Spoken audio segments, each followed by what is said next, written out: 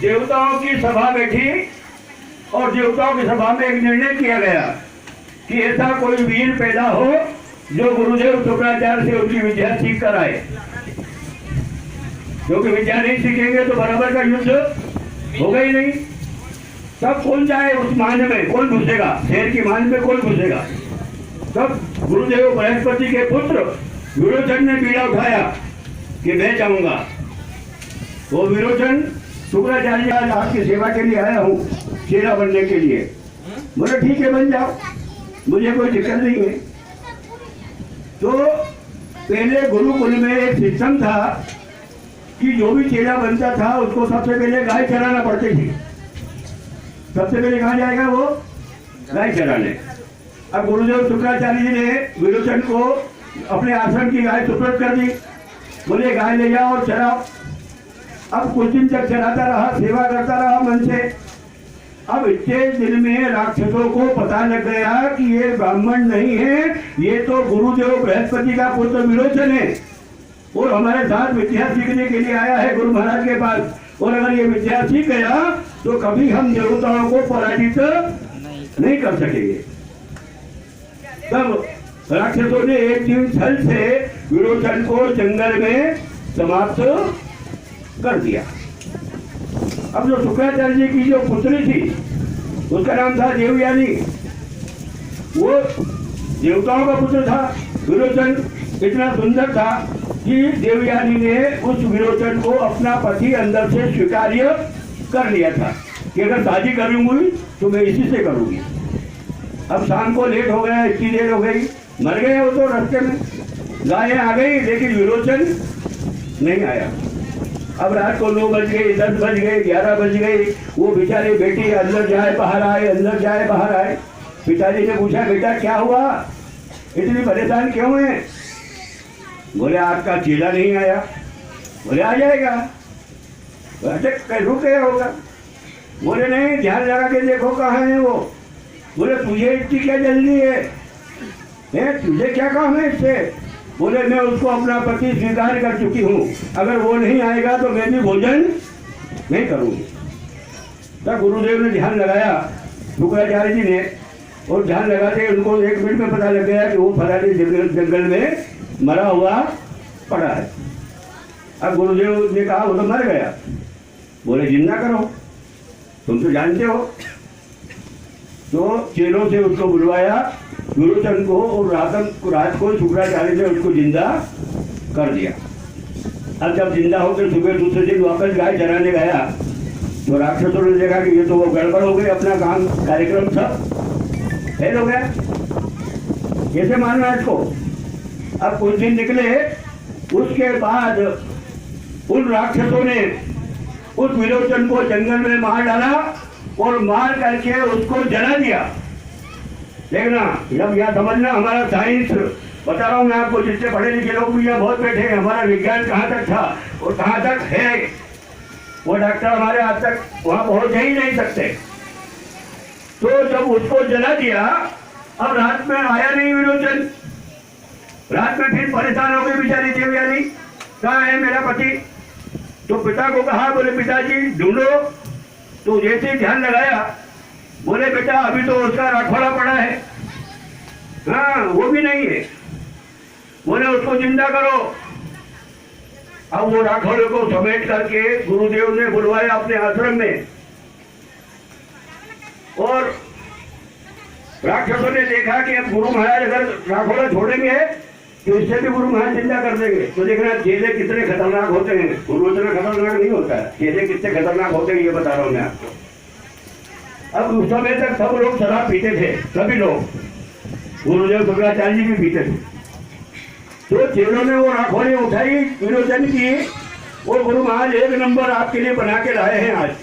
मटके भर भर के ले गए, और जब पिलाना शुरू करी शुक्राचार्य जी को, और पिलाते पिलाते वो सारा राखोड़ा विरोचन का उस शराब में मिला करके शुक्राचार्य जी को पिला दिया।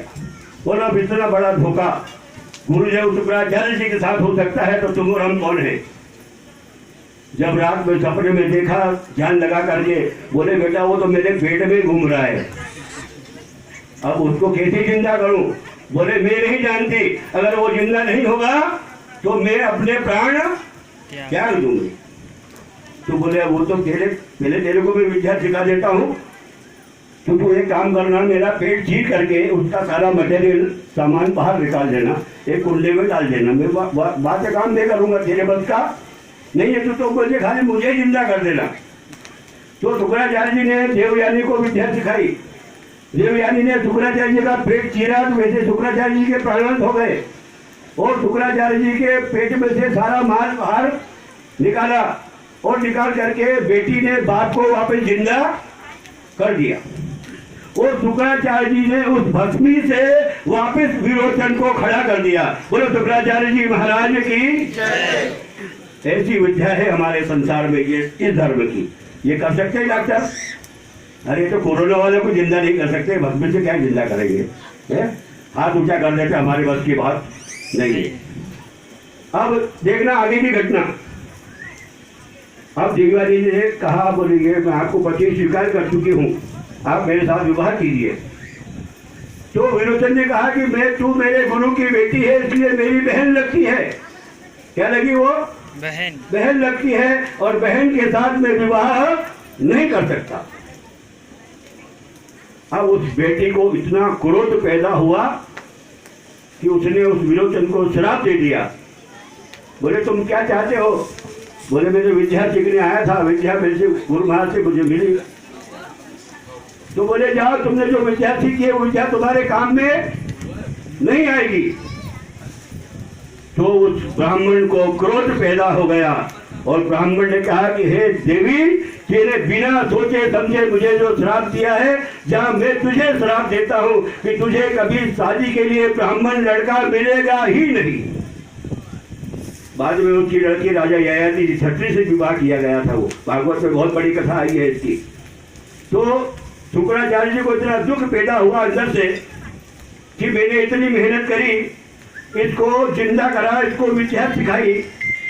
तो विरोचन ने कहा कि जा, मैं तू विद्या मेरे काम नहीं आएगी तो ठीक है, मैं जिसको सिखा दूंगा उससे काम मैं ले दूंगा, पर ये विद्या तो मैं लेकर जा रहा हूँ। तो शुक्राचार्य जी ने उस दिन प्रतिबंध लगाया है संसार में कि जो भी अच्छे लोग हों, जो धर्म करना चाहते हो, जो गृहस्थी चलाना चाहते हो, जो अपने बेटा बेटी को सुखी रखना चाहते हो, जो अपने संसार में नाम करना चाहते हो, कभी वो शराब को हाथ मत लगाना। ये शुक्राचार्य जी का प्रतिबंध है, मेरा नहीं है।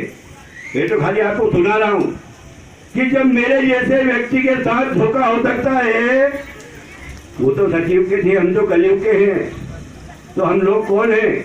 इसलिए मेरा आपसे निवेदन है, अनुरोध है, आग्रह है, रिक्वेस्ट है, चारों शब्द बोल दिए मैंने आपको। अगर आप चाहें अपने घर को सुखी बनाना चाहते हैं, अपने बच्चों को संपन्न बनाना चाहते हैं, अपने घर के कुल पितरों को तारना चाहते हैं, तो शराब को हाथ मत लगाना। अगर शराब को हाथ लगाओगे तो तुम्हें फिर बचाने भगवान भी आने वाला नहीं है। माता जी बचा दी, इसका मतलब ये नहीं कि शराब पीने की गारंटी हो गई। माता जी बिठाई, इसका मतलब ये है कि अब बुराइयां छोड़ना है।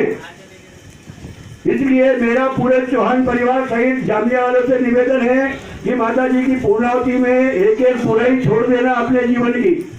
अपने आप आपका जीवन बदल जाएगा और मुझे दक्षिणा मिल जाएगी। मुझे वो दक्षिणा चाहिए, तुम्हारे पैसे की दक्षिणा तो वहाँ घर चली जाएगी, लेकिन ये दक्षिणा दोगे वो मेरे साथ में जाएगी। बोलो जामिया ग्राम की जय, चौहान परिवार की जय, चांदनी मैया की जय, चांदनी मैया की जय, आदिवान बाबा की जय, नर्मदे नर्मदे नर्मदे। अब आपको समझ में आई हो तो अच्छा है, और नहीं समझ में आई तो और ज्यादा अच्छा है, क्योंकि हमारा काम है खाली मार्ग बताने का। मानना नहीं मानना, चलना नहीं चलना, ये आप लोगों की बुद्धि पर निर्भर करता है। ये हमारा काम नहीं है। हमारा काम तो बताने का है कि इधर मुंबई को रस्तो है, जानो कि नहीं जानो वो तुम्हारी इच्छा। महेश्वर में और वो बकरे की बलि चढ़ाने के लिए तैयार खड़ा था, और बकरे की माँ सामने खड़ी थी। जब वो बलि चढ़ाने के लिए तलवार लेकर खड़ा हुआ तो बकरे की माँ ने उस ब्राह्मण को श्राप दिया है कि हे ब्राह्मण, आज तू मेरे बेटे की बलि चढ़ा रहा है, अगले जन्म में तू बकरा बनेगा और मेरा बेटा तेरी बलि चढ़ाएगा। तो अगर बलि चढ़ना हो तो चढ़ा देना है। अब माता जी बैठ गई है, वो सबकी माँ है, हर जीव की माँ है। वो माँ कभी अपने बच्चे का भोग स्वीकार्य नहीं करती है। इसको सात्विक बनाओ, तामसी मत बनाओ माता जी को। तामसी बना दोगे तो यहाँ आना मुश्किल कर देगी वो सात्विक बनाओगे तो रात में भी आ जाओगे तो स्वीकार कर लेगी। इसलिए मेरा आपसे निवेदन है कि इस स्थान को, माता जी के भवन को सात्विक बनाना है। मैं आपको मेरे जीवन की घटना सुना रहा हूँ। माता का मंदिर है, राजा महाराजाओं की माता जी है, वो सैकड़ों साल से बैठी है। वहाँ दारू मुर्गे चढ़ा चढ़ा कर लोगों ने उसको तामसी बना दिया। अब वहाँ ऐसी हालत हो गई कि रात को 8 बजे बाद पुजारी भी अंदर नहीं जा सकता। वहाँ छनन फनन ऐसी आवाज आती है, वो तो सब आते हैं, भूत प्रेत पनीत, माल तो वही खाएंगे ना, माता ये थोड़ी खाती है। तो मेरे पास सूचना आई, बोले गुरुजी हमारे गांव में ऐसा है। मैंने कहा हो जाएगा साहब। तो वहाँ 108 जोत जलाई मैंने, माता जी का आज भी चल रही, 14 साल हो गए, और 9 दिन तक अखंड रामायण का पाठ करवाया। तो आज वहाँ से सारी बीमारियाँ समाप्त हो गई, और जितने लोग वो आ रहे थे वो भी वहाँ से मुक्त होकर भगवान के धाम को चले गए। तो देखना रामायण में और ज्योत में वो अंतर है। अगर माँ को खुश करना हो तो तुम्हारी पूजा करके इसको सुंदरकांड सुना देना, इसको रामायण सुना देना, सब कुछ दे देगी तुमको। कोई बकरा बकरी चढ़ाने की जरूरत नहीं पड़ेगी। बोले जाननी महारानी की, जाननी मैया की, चौहान परिवार की, जामनिया ग्राम की, आज के आनंद की, यज्ञ नारायण भगवान की, नमः पार्वती पतये हर हर महादेव हर। 4 तरह के कौन कौन? कोई माता जी के दर्शन करने आते हैं 25% माता जी की सेवा करने आते हैं, और 25% माता जी की कृपा लेने आते हैं, और 25% हाँ उसी के लिए आते हैं। उनको कोई लेना देना नहीं माता जी से। मंडलों कद होएगा तो आप लोगों का भी समय आएगा, क्योंकि मैंने कहा था आपसे 6 बजे आ जाते तो मैं 11 बजे पूर्णाहुति कर देता, लेकिन आप लोग लेट आए इसलिए मुहूर्त आगे चला गया। अब वो संभव नहीं था, इसलिए 12 बजे बाद माता जी को स्थापित करेंगे। उसके बाद उनके संस्कार होंगे, फिर पूर्णाहुति होगी, भोग लगेगा, आरती होगी, उसके बाद भंडारा होगा। वो टाइम मेरे हाथ में नहीं है। जय सीताराम। जल के छींटे लगाएं यजमान। ओम अपवित्र पवित्रो व सर्वावस्थांगतो विवाह। ओम केशवायो नमः स्वाहा, ओम माधवायो नमः स्वाहा, ओम नारायणाय नमः स्वाहा, गोविंदेति हस्तो प्रक्षाल्य। घोड़ में से भी निकली शक्ति निकाल लेता तो वो चोरी ना निकलेगी। हाँ ये अच्छा काम हो जाएगा। हो चौहान गोत्रोत्पन्न परिवार के गृहस्थ जितने चौहान हैं इस मंदिर से संबंधित, उनके सभी के घर में भूत प्रेत पिशाच दोष परिहारार्थम जात वैद्य से मंत्रण मुगल होम कर्म हम करिष्ये। छोड़ दीजिए, जल दीजिए। सकुटुंबस्य सपरिवारस्य समस्त भक्तजनस्य आयु आरोग्यादि वृद्धर्थे मृत्युंजय देवता पितर्थे हवने विनियोग। हमारे परिवार में, हमारे गांव में किसी की अकाल मौत नहीं होवे माता जी।